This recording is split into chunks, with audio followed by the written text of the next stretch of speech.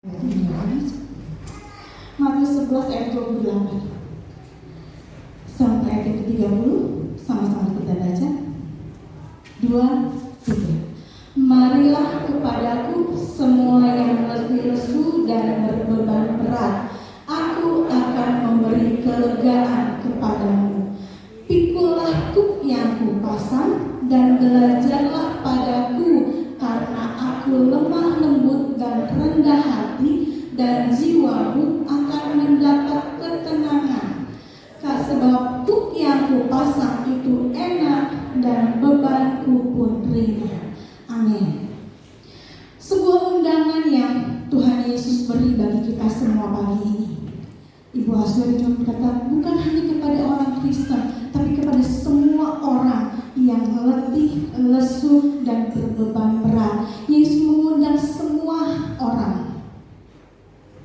Marilah kepadaku. Kita akan mendapat kelegaan dari Tuhan. Letih lesu itu apa sih? Letih lesu itu capek, lelah, 4 R.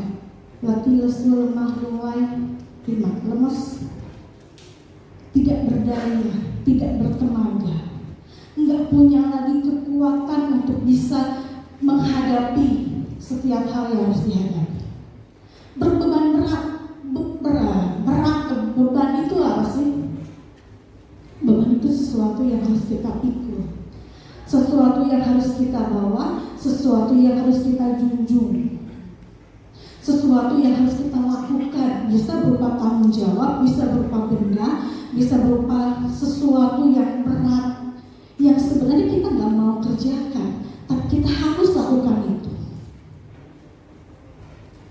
Letih lesu dan berbeban berat, Tuhan Yesus mengundang, marilah kepadaku semua yang letih lesu dan berbeban berat. Kalau setiap hari, saya percaya kitab ini nggak berat ya. Kita semua bisa bawa ini. Tapi kalau disuruh bawa ini selama 1 menit bisa, 1 jam gini terus, bisa? Bisa. HP aja bisa dari ini, bisa tablet yang 10 in aja bisa. Kalau 3 jam, 5 jam, 24 jam, begini terus, yang ada beban. Jadi kalau beban, misalnya kita berkata, aduh beban saya berat sudah lama 20 tahun, berarti beban itu sebenarnya berat kan? Kalau ini 5 jam aja udah berat lah, padahal ini sebenarnya nggak berat-berat amat kan? Tapi kalau kita bisa menanggung beban itu 20 tahun, kita punya kekuatan untuk menghadapi itu sebenarnya. Boleh?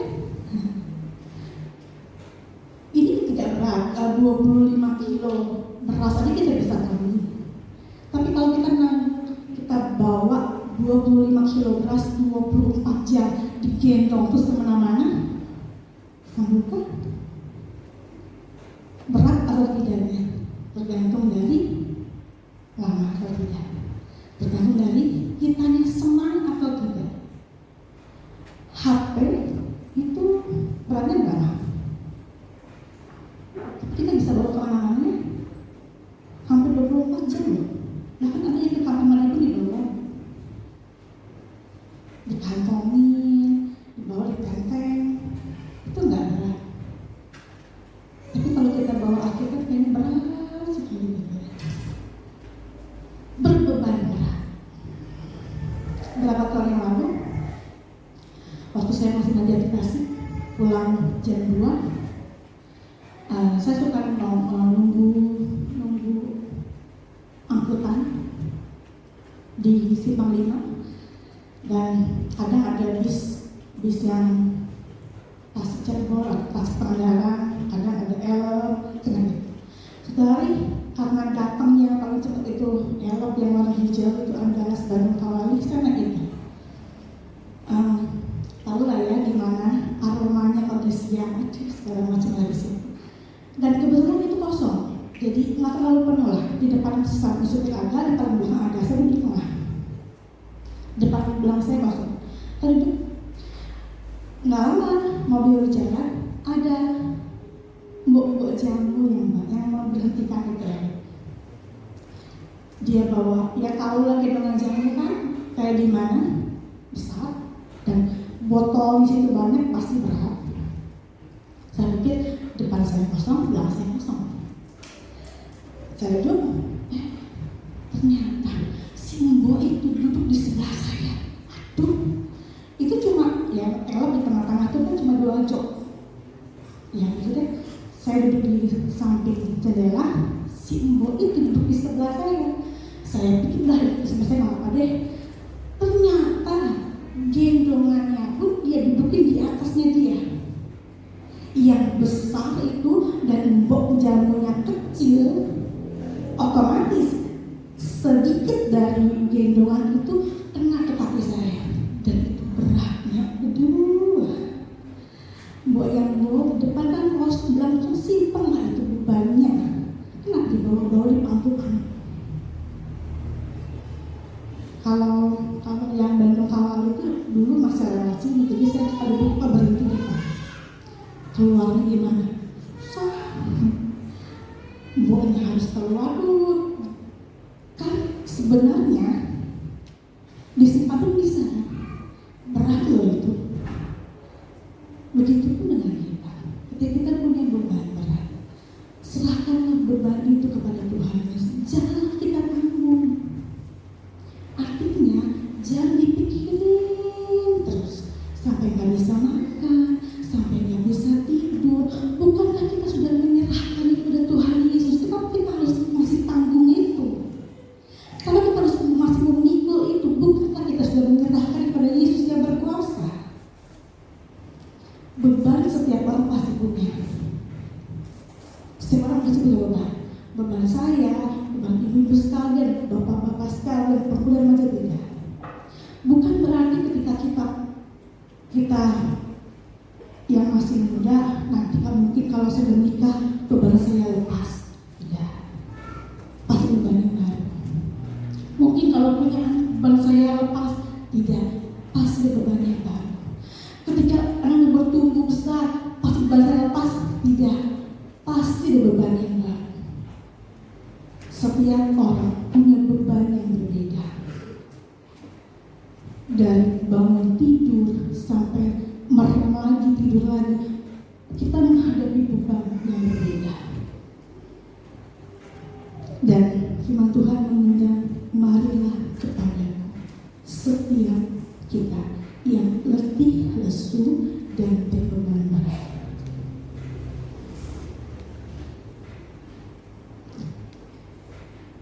Keluarga, setiap keluarga punya perbedaan beban. Setiap pribadi punya beban yang berbeda, tergantung dari bagaimana kita menghadapi itu, dari sikap kita. Ada kalanya kita berada pada situasi yang kita udah nggak bisa buat apa-apa lagi. Harus gimana untuk menghadapi beban? Nah, Tuhan bilang, marilah kepadaku setiap semua yang letih lesu dan berbeban berat, aku akan memberikan kelegaan kepadamu. Kelegaan Tuhan berikan bagi kita, kepada kita. Yang pertama, bagi orang yang mau datang kepada Tuhan. Marilah, ayat 28 dikatakan, marilah kepadaku semua yang letih lesu dan berbeban berat. Marilah kepadaku, berarti kita harus datang kepada Tuhan. Pagi ini, Bapak Ibu Saudara sekalian sudah datang ke gereja, benar. Tapi apakah kita juga sudah datang kepada Tuhan? Setiap kita yang datang ke gereja belum tentu datang pada Tuhan. Kalau kita datang ke gereja, kita disambut oleh orang depan. Kita menerima, main, jemput tuh, jus, kita maju, kita masuk, duduk. Kursinya panas, ini AC-nya dingin, itu si WL di style, itu musiknya fals, itu singer nakuma, semua di mata kita salah.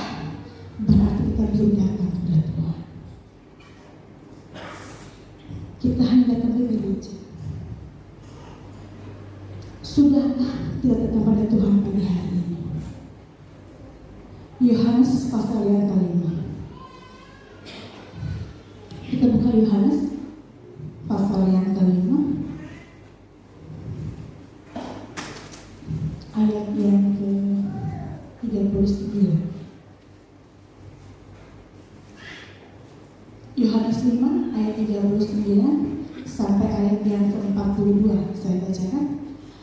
Kamu menyelidiki kitab-kitab suci sebab kamu menyangka bahwa olehnya kamu mempunyai hidup yang kekal. Tetapi walaupun kitab-kitab suci itu memberi kesaksian tentang aku, namun kamu tidak mau datang kepadaku untuk memperoleh hidup itu. Ayat 41. Aku tidak memerlukan hormat dari manusia. 42. Tetapi tentang kamu memang aku tahu bahwa di dalam hatimu kamu tidak mempunyai kasih akan Allah. Seorang yang menyelidiki kitab suci bukan hanya membaca sambil lalu, bukan hanya membaca tapi menyelidiki kitab suci, belum tentu dia datang pada Tuhan. Kenapa? Karena tidak mempunyai kasih akan Allah. Hatimu tidak mempunyai kasih kepada Allah. Tuhan Yesus yang mengerti setiap hati kita. Tuhan Yesus yang melihat setiap hati kita, tahu setiap hati kita, apa kita mengasihi Tuhan atau tidak. Bukan hanya datang sambil datang dan sambil dongkol, datang duduk dan dongkol pulang. Tidak. Tapi kita datang pada Tuhan dengan hati yang mengasihi Tuhan. Bukan hanya membaca kitab suci, baca firman Allah, baca Alkitab, sampai menyelidiki sendiri pun itu bukan berarti datang pada Tuhan. Karena datang pada Tuhan dia punya hati yang mengasihi Tuhan. Yesaya pasal ke-29.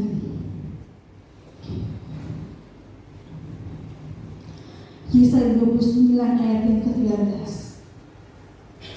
Dan Tuhan telah berfirman, oleh karena bangsa ini datang mendekat dengan mulutnya dan memuliakan aku dengan bibirnya, padahal hatinya menjauh daripadaku dan ibadahnya kepadaku hanyalah perintah manusia yang dihafal. Apakah kita beribadah hanya sebatas perintah manusia? Mama saya sudah ibadah, datang ibadah, datang nyanyi, pulang udah. Ma Tuhan main game, nyanyi lah sama nyanyi nggak apa-apa lah, doa ke belakang toilet, terus jalan. Apa itu ibadah?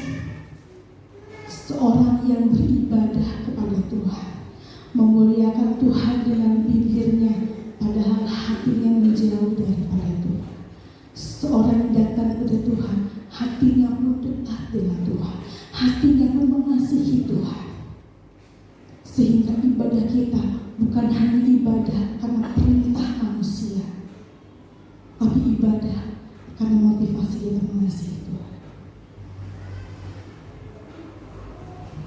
Tuhan bilang, datang dengan mulutnya memuliakan Tuhan dengan bibirnya, belum tentu hatinya juga dekat dengan Tuhan.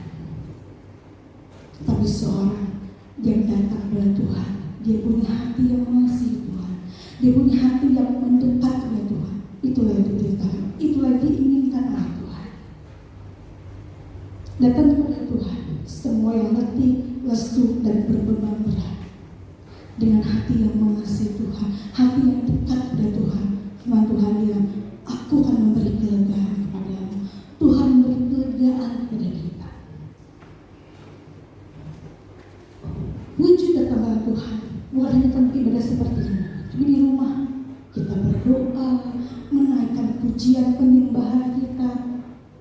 Mungkin penyanyi juga udah gak bisa nyanyinya, gimana ya?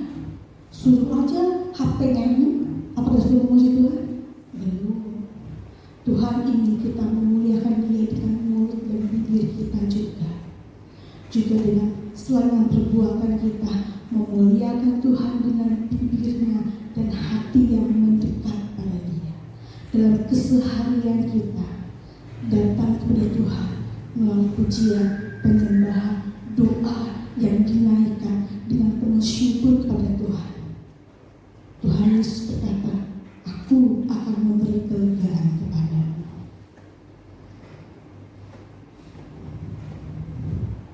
Apakah ketika datang kepada Tuhan, Tuhan ini bebanku. Serahkanlah beban pada Yesus, Tuhan ini bebanku. Kemudian langsung ada berhasil sampai beban hilang.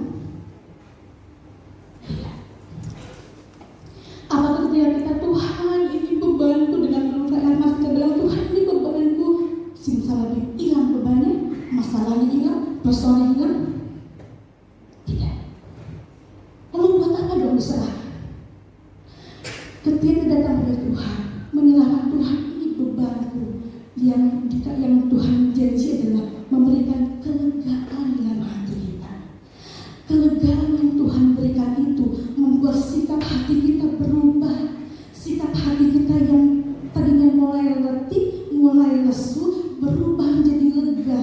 Sehingga kelegaan yang Tuhan berikan buat kita memampukan kita untuk bisa menghadapi beban, untuk bisa menanggung beban yang kita hadapi. Iman kita dikuatkan, karakter kita diperbaharui, sikap hati kita terus percaya pada Tuhan, diteguhkan oleh Tuhan. Meskipun beban itu belum hilang, tapi Tuhan memampukan kita, Tuhan menguatkan kita untuk menghadapi beban itu bersama dengan Tuhan. Ayat yang ke-29, Matius pasal yang ke-11 ayat yang ke-29. Pikulah kuk yang kupasang dan belajarlah pada. Lah, tadi kan firman Tuhan bilang, semua yang letih lesu dan berbeban berat. Kok orang yang letih lesu berbeban berat suruh pikul kuk? Kan udah gak punya tenaga, sudah gak punya daya, kok disuruh pikul kuk? Tapi Tuhan berjanji, pikul kuk dan belajar pada Tuhan, dia akan mendapatkan ketenangan. Seorang datang kepada Tuhan dengan letih lesu dan berbeban berat, dia mendapatkan kelegaan. Tapi nggak berhenti sampai di situ. Dia juga harus mengikut kuk yang Tuhan pasang, bukan kuknya kita. Kuk itu David pernah mengisahkan, saya lupa pagi atau di sore, tapi yang pasti kuk itu adalah palang kayu buat sapi membajak. Jadi kalau sapi bajak itu sendiri kemana-mana dia, tapi untuk supaya sapi itu bisa lembu atau sapi itu bisa terarah atau bisa berdua dengan teman sesama sapi atau sesama lembu, terus pakai supaya searah, supaya sejalan, supaya tak terlalu berat. Nah itu kuk. Kuk itu buat kita itu adalah perintah Tuhan. Seorang yang letih lesu berbeban berat, datanglah kepada Tuhan, lakukanlah perintah Tuhan, belajarlah pada Tuhan untuk lemah lembut dan rendah hati. Firman Tuhan berjanji dia mendapat ketenangan. Melakukan perintah Tuhan. Ayat 30 dikatakan itu enak, beban Tuhan itu ringan. Tadi saya katakan berat atau tidaknya, enak atau tidaknya tergantung sikap hati kita. Ketika misalnya seseorang yang kita kasihi, seseorang yang kita sayangi meminta sesuatu kepada kita, misalnya minta sebuah kue. Kalau misalnya di rumah main HP, tiba-tiba anak minta kue, mama minta kue, anak kita sayang kepada dia, kita belikan. Meskipun itu lagi enak-enak naik HP misalnya. Tapi kalau seorang yang siapa gitu ya, nggak tahu siapa minta kue, lah kamu salah.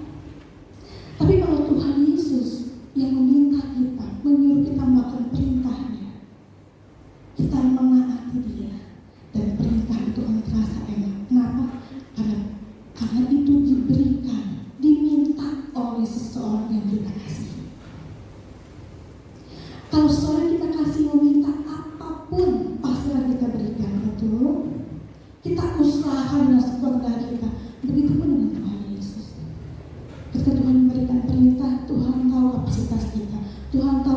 keluarga Tuhan melihat bahwa kita mampu melakukannya. Lakukan itu karena kita mengasihi Tuhan, dan beban itu, perintah itu tidak akan terasa berat. Kenapa? Karena kita mengasihi Tuhan, karena kita rindu untuk menyenangkan hati Tuhan. Perintah Tuhan Yesus itu bukan untuk keuntungan Tuhan, bukan demi Tuhan, tapi keuntungan kita, demi hidup kita. Kalau kita nggak melakukan perintah, Tuhan nggak akan rugi. Tapi kalau kita tidak melakukan perintah Tuhan, kita yang rugi. Mengikutinya juga berarti kita menyerahkan diri kita untuk dipimpin oleh Tuhan, untuk diarahkan oleh Tuhan, untuk dituntun oleh Tuhan. Kalau kita mengikutinya Tuhan, kita bekerja bersama dengan Dia, satu arah dengan Dia, satu tujuan dengan Dia, bekerja bersama dengan Tuhan. Sehingga beban itu tidak akan terasa berat, tidak akan terasa menyakitkan buat kita. Dalam Lukas pasal yang ke-11,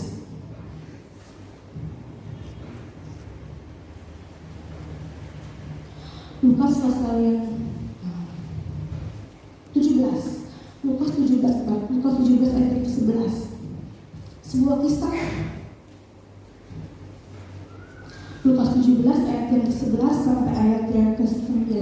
Saya bacakan perikopnya ke-10 orang kusta. Dalam perjalanannya ke Yerusalem, Yesus menyusur perbatasan Samaria dan Galilea. Ketika ia memasuki suatu desa, datanglah 10 orang kusta menemui Dia. Mereka tinggal berdiri agak jauh dan berteriak, "Yesus, Guru, kasihanilah kami." Lalu ia memandang mereka dan berkata, "Pergilah, perlihatkanlah dirimu kepada imam-imam."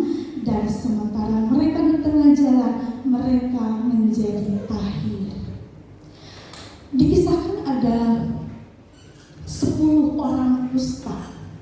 Dia melihat Yesus dan mereka berseru, "Yesus, Guru, kasihanilah kami." Seorang yang sakit kusta tidak boleh berdekatan dengan orang yang sehat. Kenapa? Karena sangat menular. Dan Alkitab berkata, Perjanjian berkata itu najis. Sehingga tidak boleh berdekatan dengan orang yang sehat. Sehingga mereka 10 orang kusta ini berteriak, "Yesus, Guru, kasihanilah kami." Mereka tak berteriak, "Yesus, sembuhkanlah kami." Enggak. Tapi mereka berkata, "Yesus, Guru, kasihanilah kami." Mereka percaya bahwa belas kasihan Tuhan mampu untuk menolong mereka. Belas kasihan Yesus mampu untuk mentahirkan mereka. Saat pagi hari ini, berat apa yang kita alami, katakanlah, "Yesus, Tuhan Yesus, kasihanilah." Belas kasihan Tuhan Yesus mampu untuk meringankan beban kita. Belas kasihan Tuhan Yesus mampu untuk menolong setiap kita. Beban kita mungkin anak-anak yang gak nurut, mungkin hubungan suami istri yang mungkin sedang renggang. Beban kita mungkin perekonomian yang pas-pasan, yang cukup untuk sehari, besok nggak tahu gimana.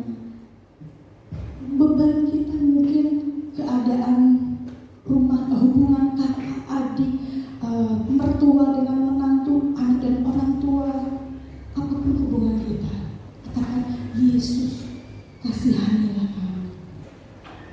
Kita percaya belas kasihan Tuhan Yesus mampu untuk menolong setiap kita, mampu untuk menjawab setiap doa kita, mampu untuk meringankan beban kita. Dan mereka 10 orang kusta ini dia percaya, mereka percaya belas kasihan Yesus mampu untuk mentahirkan mereka. Ayat 14.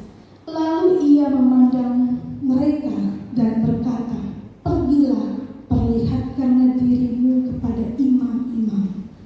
Dan sementara mereka di tengah jalan, mereka menjadi tahir.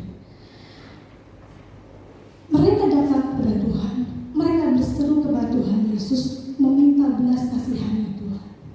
Apa Yesus berkata? "Ya, aku mengasihi engkau. Sabar ya nak, yang kuat ya." Yesus justru memberikan perintah buat mereka. Pergilah kepada imam. Seorang yang sakit kusta, dia masih sakit, masih belum tahir, belum gejalanya belum sembuh, datang kepada imam, mati. Dan mereka tahu itu. Oleh sebab itu ketika mereka mendengar itu, mereka langsung pergi kepada imam. Mereka nggak berkata, kan Yesus, aku kan belum sembuh, atau aku disuruh pergi kepada imam, nanti aku mati. Enggak. Ketika seorang kusta dia sudah sembuh, kemudian tabib mereka sudah sembuh, baru datang kepada imam. Berkata, oh iya, kamu sudah tahir, bolehlah balik ke rumah, kembali kepada keluarga, boleh. Tapi kalau belum sembuh, masih ada gejala, terus tiba-tiba datang kepada imam, mati. Tapi ketika mereka mendengar Yesus berkata, pergilah kepada imam, perlihatkanlah dirimu kepada imam, mereka melakukan itu. Satu perintah yang tidak masuk akal, satu perintah yang tidak masuk logika. Seringkali Tuhan memberi perintah yang tidak masuk akal buat kita. Seringkali Tuhan memberikan perintah yang masuk logika yang kita nggak ngerti. Tapi kalau kita mau taat kepada Dia, kalau kita mau menuruti setiap perintah Tuhan yang Tuhan beri buat kita, percayalah, firman Tuhan bilang seperti sebelum kusta itu mereka menjadi tahir, kita pun akan dipulihkan. Jawaban doa kita akan diberikan buat kita. Kemenangan kita akan raih. Karena apa? Kita taat kepada Tuhan. Kesembuhan yang mereka terima 10 orang kusta ini adalah anugerah Tuhan. Ketaatan adalah jalan untuk mendapatkan kesembuhan. Ketaatan adalah jalan untuk mendapatkan mujizat yang Tuhan beri buat kita. Keselamatan itu Tuhan berikan buat kita dengan cuma-cuma, dengan gratis sebagai anugerah dari Tuhan. Tapi setiap berkat harus kita bayar dari ketakutan dengan ketaatan dari Tuhan.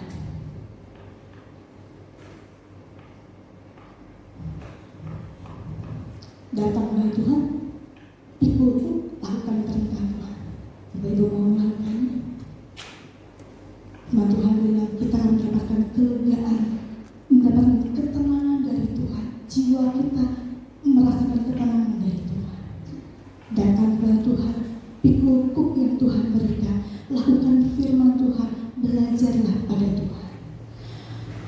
Kalau kita baca dalam Filipi pasal yang pertama, Filipi pasal yang pertama ayat yang ke-12. Filipi 1 ayat yang ke-12. Aku menghendaki saudara-saudara supaya kamu tahu bahwa apa yang terjadi atasku ini justru telah menyebabkan kemajuan Injil. Ini ditulis oleh Rasul Paulus di dalam penjara. Dia berkata, aku menghendaki saudara-saudara supaya kamu tahu bahwa apa yang terjadi atasku ini, bahwa apa yang terjadi atas Rasul Paulus, dia di penjara, dia disiksa, ini untuk justru telah menyebabkan kemajuan Injil. Pertanyaan saya, apa yang kita alami saat ini? Apakah membuat kita iman kita bertambah, iman kita bertumbuh, kita semakin dikuatkan, atau justru membuat kita semakin mundur dari Tuhan? Kita malas berdoa, kita malas pergi gereja. Semua di dalam hidup kita membuat iman kita semakin bertumbuh. Tuhan mengizinkan beban yang kita alami, beban yang kita pikul. Tuhan mengizinkan setiap persoalan yang kita hadapi ini, satu, supaya iman kita bertumbuh. Ada satu rencana Tuhan, ada satu tujuan Allah yang mulia. Rasul Paulus justru telah menyebabkan kemajuan Injil. Percayalah, semua yang kita alami, semua beban yang kita derita, semua beban yang tanggung, itu semua supaya kita bisa memberi kesaksian pada dunia, sehingga Injil bisa diberitakan kepada semua orang. Bapak Ibu Saudara sekalian, pertanyaannya adalah, lesu yang beban berat? Apa kita punya beban yang sudah kita nggak bisa tanggung lagi? Tuhan, inilah beban. Aku mau serahkan Allah yang berkuasa. Filipi 1 ayat yang ke-21. Filipi 1 tadi ayat yang ke-21 sampai 22. Sama-sama kita baca yuk. Ayat yang ke-21 sampai ayat yang ke-22. Sama-sama. 2, 3. Karena bagiku hidup adalah Kristus dan mati adalah keuntungan. Ayat yang kedua. Tetapi jika aku harus hidup di dunia ini, itu berarti bagiku bekerja memberi buah. Jadi mana yang harus kupilih? Aku tidak tahu. Kalau sampai berbeban berat, letih lesu, percayalah Kristus ada dalam hati kita, sehingga hidup yang kita jalani itu tetaplah hidup untuk Kristus. Jika aku harus hidup di dunia ini, kita hidup di dunia ini berarti bekerja memberi buah. Itu perintah Tuhan. Itu yang Tuhan inginkan. Tadi ketika kita berkata, pikulah, taatilah perintah Tuhan. Percayalah, ketika hidup kita adalah hidup untuk Kristus, kita bekerja memberi buah, jiwa kita mendapatkan ketenangan. Jiwa kita mendapatkan kelegaan dari Tuhan. Dengan kelegaan dan ketenangan yang Tuhan berikan, kita bisa menanggung beban yang kita pikul. Kita bisa menanggung setiap persoalan yang kita hadapi, tentunya bersama dengan Tuhan. Kita bisa meraih kemenangan yang Tuhan sediakan buat kita. Sering saya katakan, ketika kita menghadapi persoalan, permasalahan, jangan pernah menyelesaikan persoalan itu dengan berbuat dosa. Tetaplah taati firman Tuhan. Meskipun rasanya itu gak masuk akal, gak masuk logika dengan mentaati firman Tuhan, tapi Tuhan bisa bekerja buat kita. Dia punya 1001 macam cara untuk menolong setiap kita, yang di luar logika, yang di luar akal kita. Tetap bekerja bagi Kristus, hidup bagi Kristus, bekerja memberi buah. Kita akan melihat beban yang kita pikul itu, beban yang harus kita hadapi itu, Tuhan selesaikan. Tuhan berikan kemenangan dalam hidup kita. 2 Korintus pasal yang keempat ayat yang ke-17.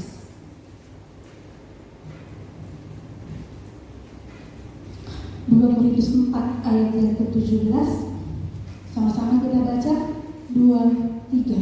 Sebab penderitaan ringan yang sekarang ini mengerjakan bagi kami kemuliaan kekal yang melebihi segala-galanya, jauh lebih besar daripada penderitaan kami. Meskipun beban yang kita itu berat, percayalah ada kemuliaan kekal yang melebihi segala-galanya menanti kita. Asalkan kita datang kepada Tuhan, lakukan perintah Tuhan. Jangan pernah kita lepaskan iman kita karena beban kita. Jangan pernah kita tinggalkan Yesus hanya demi sesuatu yang fana, sesuatu yang tidak kekal. Kenapa? Karena kemuliaan kekal menanti kita. Melebihi segala-galanya itu menanti kita, jauh melebihi penderitaan yang kita alami saat ini. Ayat terakhir, Roma pasal yang ke-8. Saya sudah diwanti-wanti, jangan lebih 30 menit ya. Roma pasal yang ke-8 ayat yang ke-28.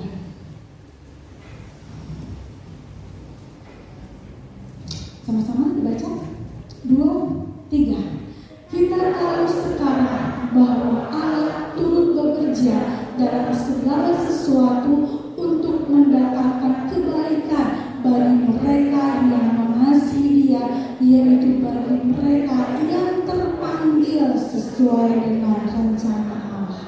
Apapun yang menimpa kita saat pagi hari ini, apapun yang terjadi dalam hidup kita saat ini, situasi kondisi bagaimanapun saat kita pagi hari ini, percayalah Allah turut bekerja dalam segala sesuatu untuk mendapatkan kebaikan buat kita. Datang pada Tuhan, taati perintah Tuhan, belajar bagaimana Tuhan bekerja dalam melakukan apa yang menjadi kehendak Tuhan. Kita akan melihat kelegaan, ketenangan Tuhan berikan buat kita. Kemenangan Dia